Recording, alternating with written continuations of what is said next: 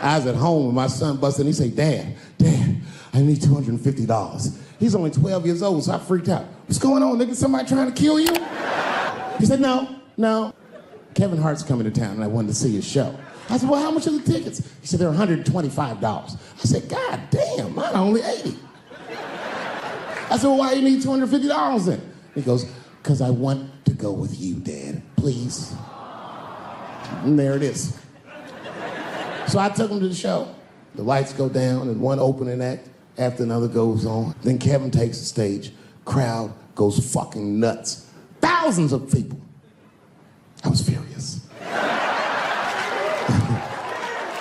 The longer the show went on, the madder I got. Because his show was fucking outstanding. It was maddening. These people were fucking holding their stomachs. My son was slapping his knee. I'm like, oh, nigga, I do this too. If you want a man to love you forever and ever and ever and ever, listen to the woman who's been divorced 3 times. You want him to love you forever? Don't talk to him.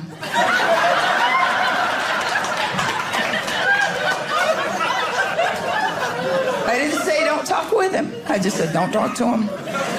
Men will tell you when they have something to say because they are task-oriented. When a man talks to a woman, he has something in mind, okay? A beginning, a middle, an end. My work here is done. Something has been accomplished. Women are drunk drivers on the information highway. We don't have to have a point. We just talk. We just talk. I see these two all the time. And I always look at them and I always think, God, I hope she dies first. I do! I hope she dies first for her sake. Because I don't want her to lose the dog. I don't think she'll be able to handle it. If the old lady dies first, I'm not worried about the dog. Because the dog doesn't even know about the old lady. This dog is aware of 3 inches around his head. He's living in 2-second increments. The second he's in and the one he just left is all he knows about. But if he dies, this lady, she's gonna be destroyed because this dog is all she has. And I know he's all she has because she has him. If she had one person in her life, she would not keep this piece of shit little dog. Even if just some young woman in her building one morning were to say, good morning, Gladys, she'd be like, oh, good, and just flush him down the toilet. Just, you know, when I see a date, I'm always happy. When I see a couple on a date, because it means people are still trying, you know? You see a couple on a date, it means there's still courage out there. That takes courage to go on a date, for both sides. 2 very different kinds of courage. The male courage, traditionally speaking, is that he decided to ask. He went up to a random woman who he has no idea if she's gonna like him or not, and he walked up to her, terrifying. Everything in your body's telling you, just go the fuck home and jerk off, don't do this.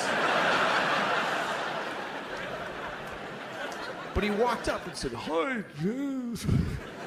And she's like, no, give me a second. And you try to get through this membrane of, you know, and then if it works and you say, you want to go out sometime? Sometimes she'll say yes. And if she says yes, that's her courage. And the courage it takes for a woman to say yes is beyond anything I can imagine. A woman saying yes to a date with a man is literally insane and ill-advised. And the whole species' existence counts on them doing it. And I don't know how do women still go out with guys? When you consider the fact that there is no greater threat to women than men. We're the #1 threat to women. Globally and historically, we're the #1 cause of injury and mayhem to women. We're the worst thing that ever happens to them. That's true.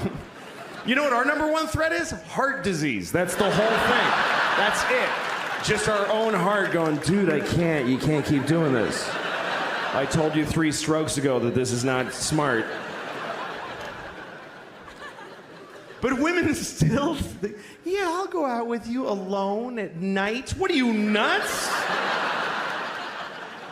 I'll get in your car with you with my little shoulders. Hi, where are we going? To your death, statistically. How do they still do it? If you're a guy, try to imagine that you could only date a half bear, half lion. And you're like, oh, I hope this one's nice. I hope he doesn't do what he's going to do.